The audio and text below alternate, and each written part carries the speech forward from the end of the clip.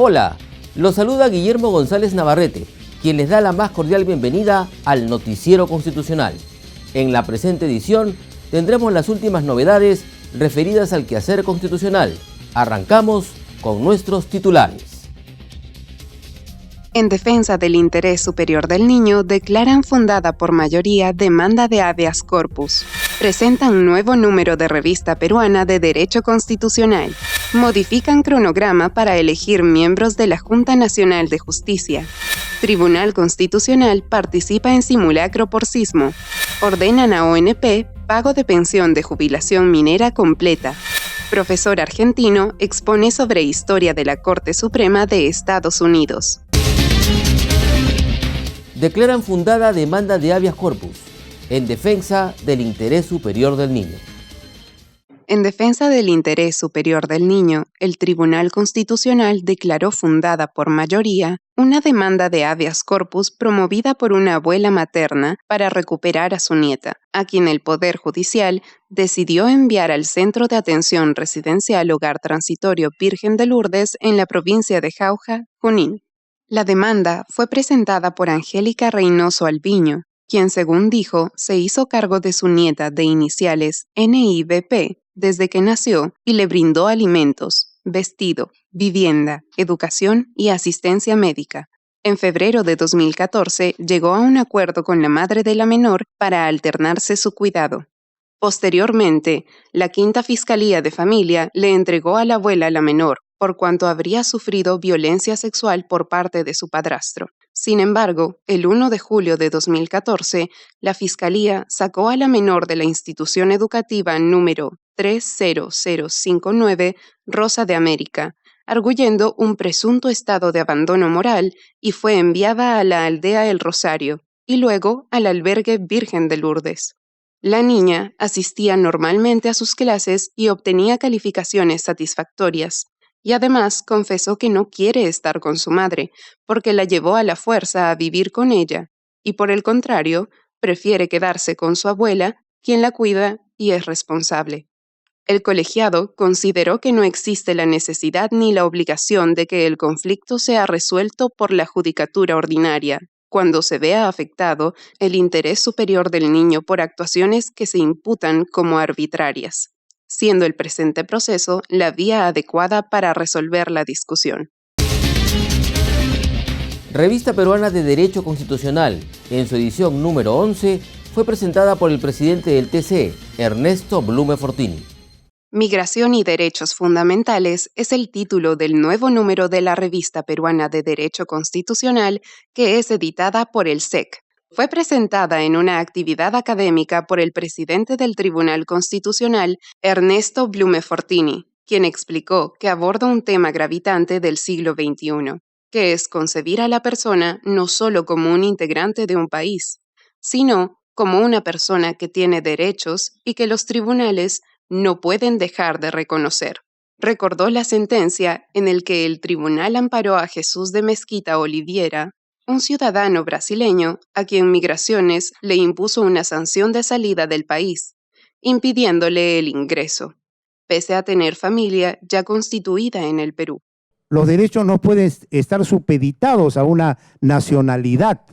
Los derechos son universales y pertenecen a quienes estamos en el país en nuestra condición de nacionales, pero también a quienes estamos en el país en condición de no nacionales, ya sea residentes o de tránsito, ya sea migrantes o no migrantes.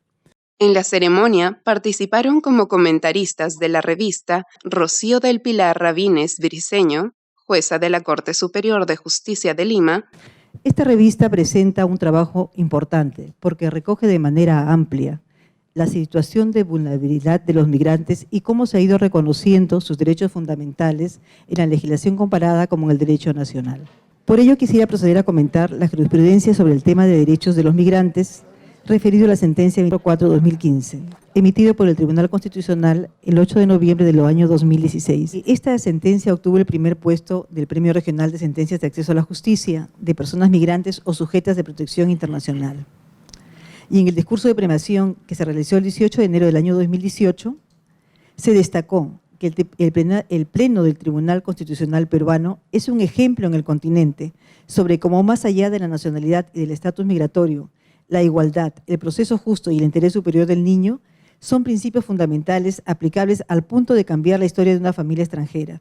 Y a partir de ello, ahora también a punto de marcar la historia del derecho constitucional en Latinoamérica. Juan Carlos Capuñay, embajador. Tengo la impresión de que el libro comprende todos los problemas sobre la migración. Es importante la forma como ha sido planteado, es importante los diferentes capítulos o elementos que contiene el libro. La propuesta es el tema de las migraciones dentro del marco de protección del derecho, dentro del marco de fomento del derecho. Son propuestas amplias basadas en el derecho. Susana Tábara Espinosa, secretaria general del TC. Es un reto para nosotros, para los que hemos visto nacer, crecer, florecer todas estas etapas de la Revista Peruana de Derecho Constitucional y que van a seguir seguramente. El Tribunal Constitucional, que no solo se dedica a expedir sentencias, sino con este brazo académico y este apoyo importante del Centro de Estudios Constitucionales, intentamos a través de los cursos, a través de nuestros eventos académicos, a través de nuestra revista Peruana de Derecho Constitucional, tratar de hacer una labor de docencia que es importante para toda nuestra comunidad jurídica y que seguramente puede ser mejor.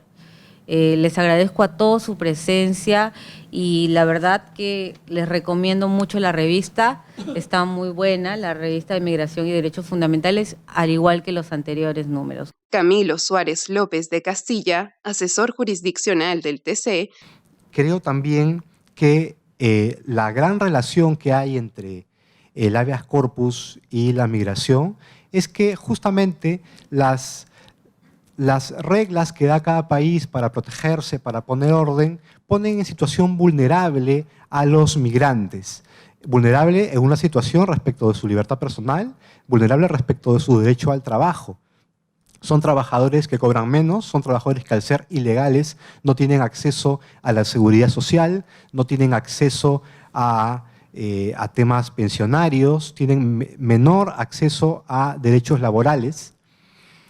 Y creo también que en todo lo relativo al habeas corpus no se ha desarrollado como es debido, todavía falta mucho, lo relativo a extradiciones, deportaciones, libertad personal de personas migrantes en situación irregular. Creo que este número 11 de la revista es un gran avance en general en todo lo relativo a el derecho de los migrantes, pero al mismo tiempo tenemos dos temas pendientes, tanto respecto a el estudio del derecho de los migrantes como del derecho del proceso mismo de habeas corpus y cómo se tocan estos temas. Y Óscar Pérez Torres, representante de la Unión Venezolana en el Perú. Acá en el Perú, siendo el segundo país mayor receptor de ciudadanos venezolanos luego de Colombia, pero además tomando en consideración que Lima se ha convertido en la ciudad del mundo con mayor presencia de migrantes y refugiados venezolanos. Por eso que el que se haya escogido para esta 11ª edición este tema, para nosotros resulta de vital importancia. Y mire que el Perú ha sido el país pionero en la toma de grandes decisiones en materia de atención y de respeto a derechos fundamentales de los venezolanos. Yo sí quisiera finalizar nuevamente felicitando esta nueva entrega, esta 11ª entrega de esta revista peruana de Derecho Constitucional, Migración y Derechos Fundamentales. Creo que abre una ventana más de esperanza, de expectativas positivas para la migración. Las palabras de clausura las dio Jimmy Marroquín Lazo, director de Publicaciones y Biblioteca del SEC. La oportunidad de publicar cada año la revista peruana de Derecho Constitucional. Este es el número 11, estamos a cargo desde el número 7. Esperamos que cada vez la calidad, tanto de contenido como de forma, se incremente. Nuestro esfuerzo es pleno para ello.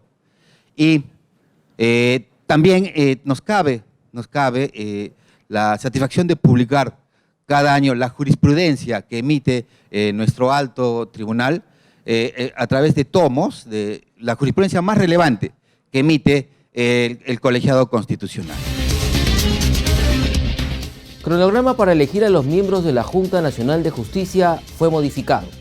Ahora, los resultados se conocerán el 25 de junio próximo.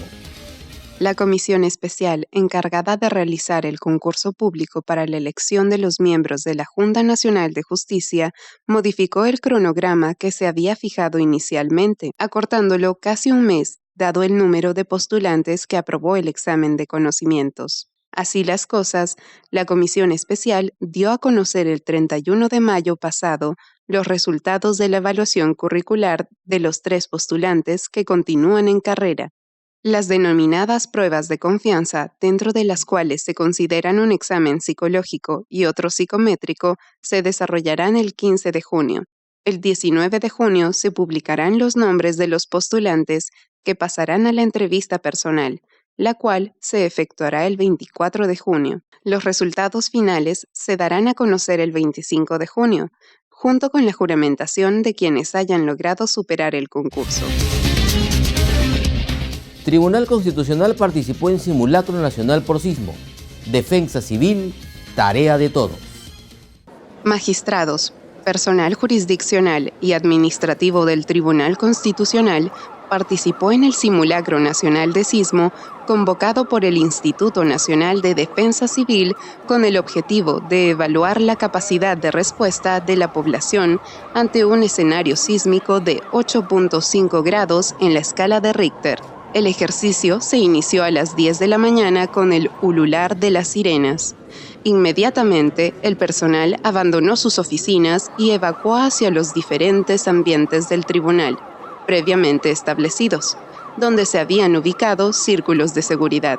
Posteriormente, el personal se dirigió hacia la explanada de la Iglesia San Francisco, donde personal encargado de la organización del ejercicio les dio una serie de recomendaciones. Disponen entrega de pensión de jubilación minera completa.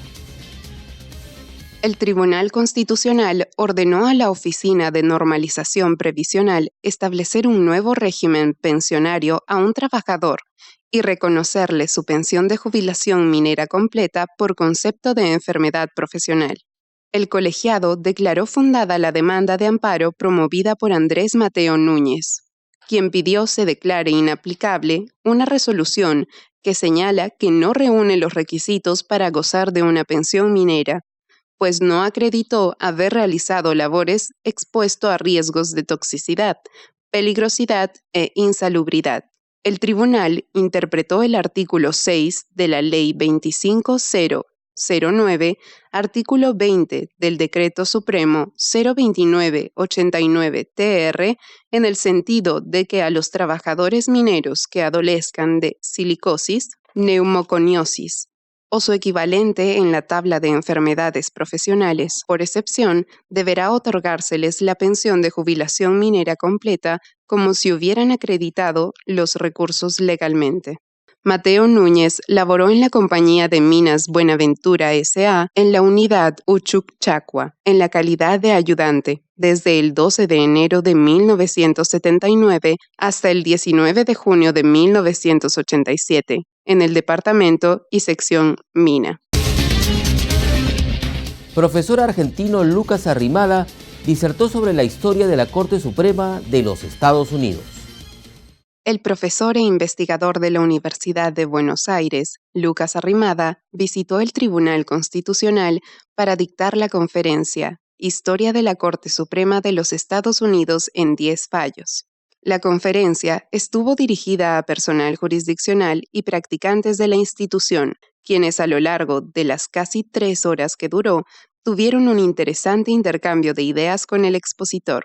El presidente del TC, Ernesto Blume, quien recibió al profesor argentino junto al jefe de gabinete de asesores, Sergio Ramos, antes de iniciar su conferencia, sostuvo que esta será muy útil para el personal jurisdiccional del tribunal y contribuirá en el desarrollo de su trabajo.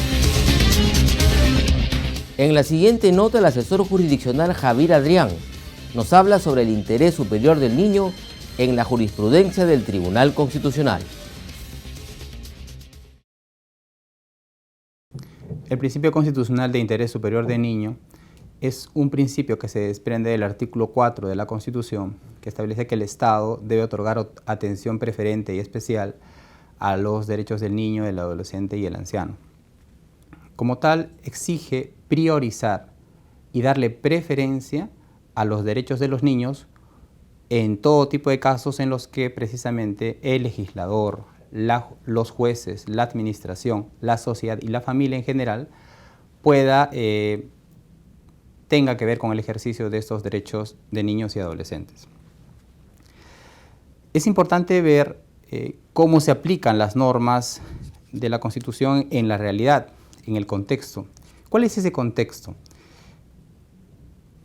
En un informe, un boletín que entrega el Ministerio de la Mujer y Poblaciones Vulnerables, señala que entre enero y abril del presente año, de 2019, sus centros de emergencia mujer, que están a nivel nacional, han reflejado la cifra del 28%, que de todo el porcentaje del 100% de casos que se denuncian en estos centros, el 28% corresponde a denuncias respecto de los derechos de niños y adolescentes. Exactamente son 15.818 casos. De estos 15.818 casos, 65% son de casos de mujeres y 35% de hombres. ¿Y qué tipo de violencia es el que se denuncia? 95 casos de violencia económica patrimonial, 7.391 casos de violencia psicológica, 5.029 casos de violencia física, 3.303 casos de violencia sexual. Obviamente, esto solo es el ámbito de las denuncias. Luego viene el tema del proceso judicial respectivo, etcétera, donde se podrá investigar y sancionar del modo que corresponda. Pero lo que ya llama la atención es que cada vez en nuestro país se pueden apreciar mayor número de violaciones a los derechos de los niños. ¿Cómo responde nuestra Constitución, cómo responde nuestro Tribunal Constitucional a este tipo de problemas? Bueno, el Tribunal ha desarrollado su jurisprudencia dirigiéndose, por ejemplo, al legislador, diciéndole al legislador que no puede dar leyes en las que no se otorgue esa preferencia a los niños. Por ejemplo, en el expediente 2132-2008, Amparo, el caso Martínez García, el tribunal tuvo que afrontar un caso muy peculiar. A una madre que tenía ya ganado una sentencia por alimentos, no pudo, durante 2 años, no pudo cobrar los alimentos por X razones y simplemente prescribió su derecho a poder cobrar esos alimentos. Entonces ella presenta un amparo y le dice, Tribunal Constitucional, ¿cómo es posible que, en este caso es arbitrario que me hayan dado 2 años para poder cuestionar para pedir los alimentos? El tribunal analiza el caso y dice, ¿cómo funciona el interés superior del niño? Compara y dice que para cualquier deuda que tiene cualquier adulto, el Código Civil establece 10 años para cobrar esa deuda. O sea, una sentencia ya ganada, la persona que gana esa sentencia, el adulto, tiene 10 años para cobrar esa deuda.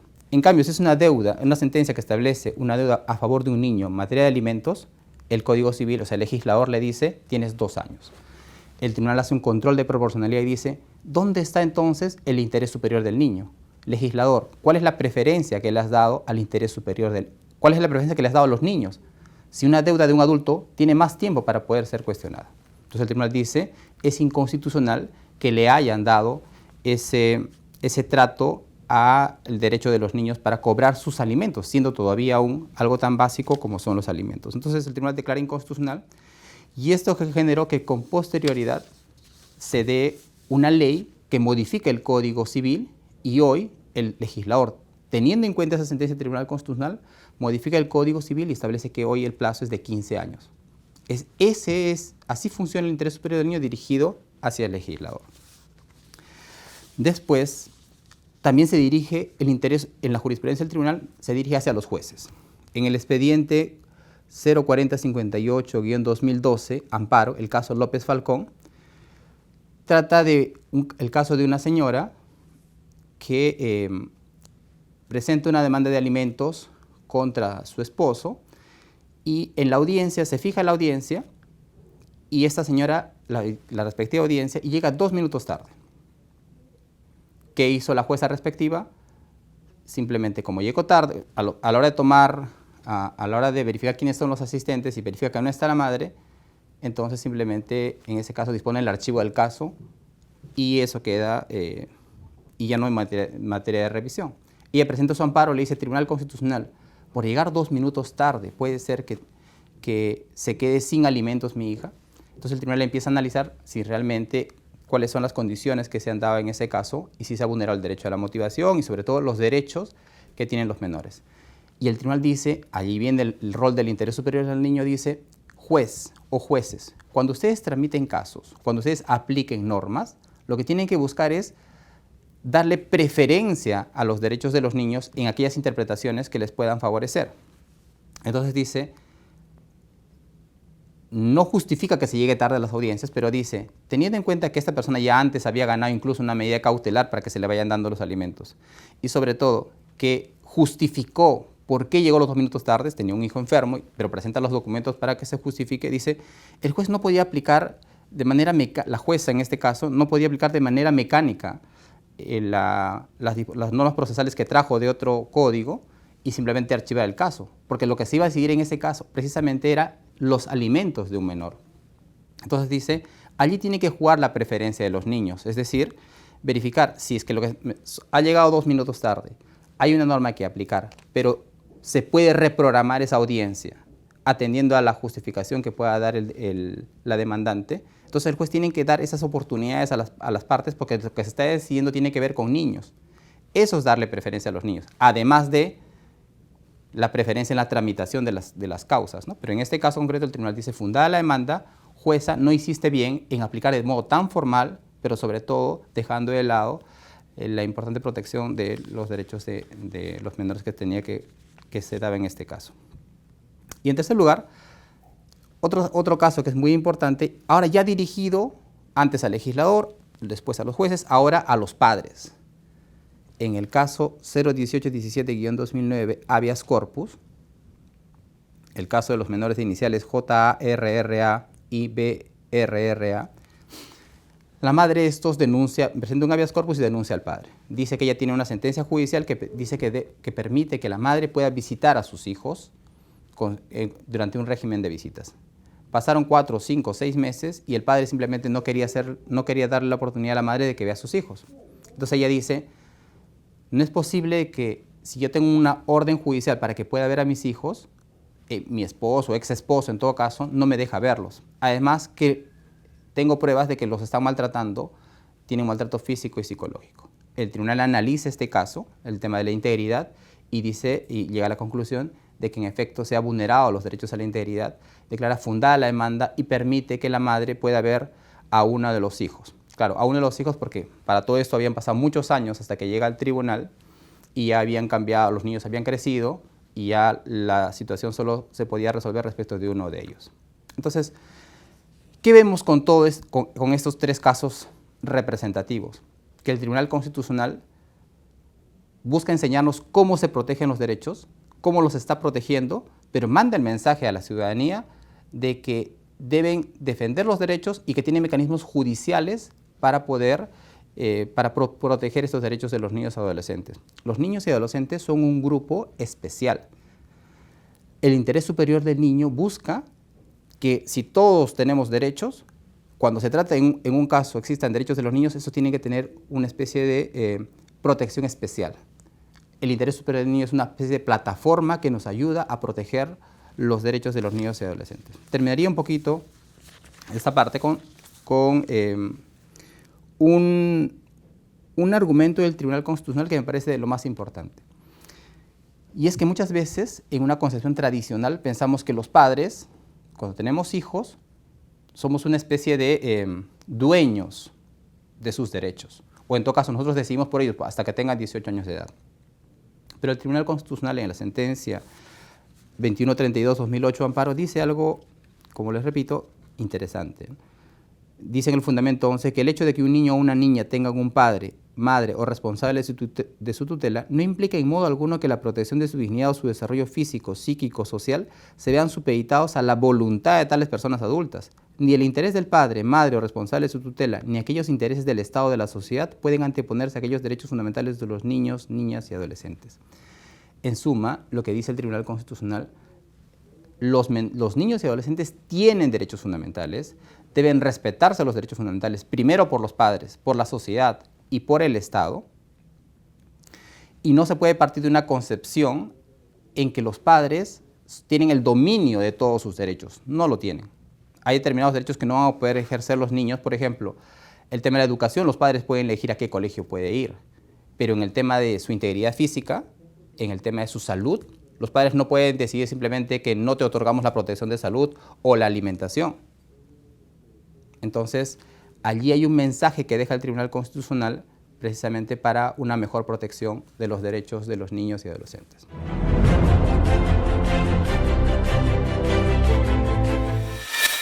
El Tribunal Constitucional de República Dominicana ordenó a la Policía Nacional reincorporar al efectivo Juan Carlos Olivare Carrera, quien fue dado de baja por tener tatuajes en su cuerpo. Otros 2 miembros de la institución también recibieron la baja por el mismo motivo. El policía dominicano interpuso una demanda de amparo el 2 de noviembre de 2015 ante la primera sala del Tribunal Superior Administrativo, argumentando que la drástica medida de la Policía Nacional vulnera sus derechos fundamentales a la dignidad humana, al trabajo y al debido proceso. El TC dominicano ratificó el pago de todos los salarios dejados de percibir por el accionante hasta la fecha en que se haga efectivo su reintegro.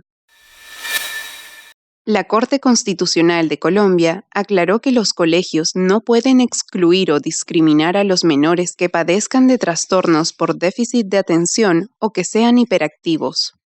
Fue tras analizar una acción de tutela que interpuso la madre de una niña, quien fue excluida de su colegio por comportamientos asociados a hiperactividad. La demandante pidió que se le hicieran efectivos los derechos fundamentales a la tranquilidad, a la seguridad, a la vida y a la honra de su hija. Para el alto tribunal, esta alteración del comportamiento no puede ser causal o motivo para que las directivas de un colegio decidan retirar a un estudiante, puesto que se trata de una evidente vulneración al derecho fundamental de la educación.